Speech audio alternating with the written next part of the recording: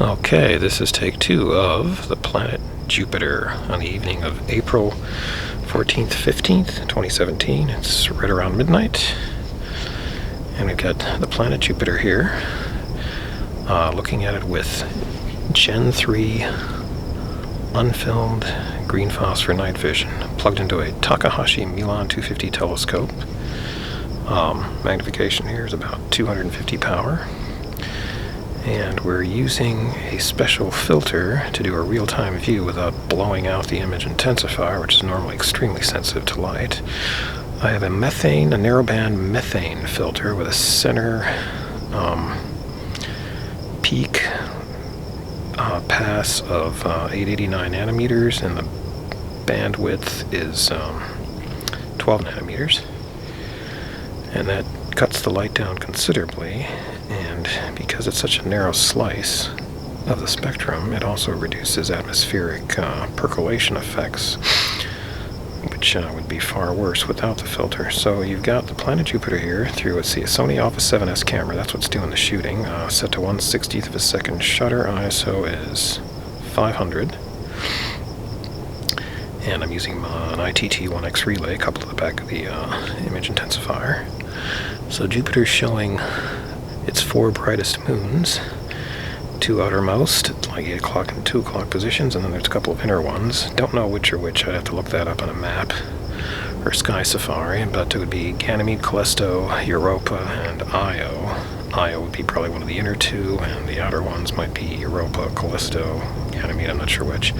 But look at those planetary cloud belts. Pretty clean, pretty clear.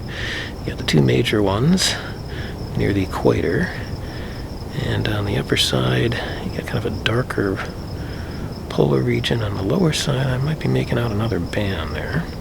The sparkles are scintillation from the image intensifier. I shot this earlier with a different tube. I used a Photonis previously, and there were very few scintillation sparkles. With the L3 unfilmed tube, they're showing up, meaning they are brighter than they would be in a Photonis intense tube, because I've got the camera settings exactly the same as my prior take with the intense tube.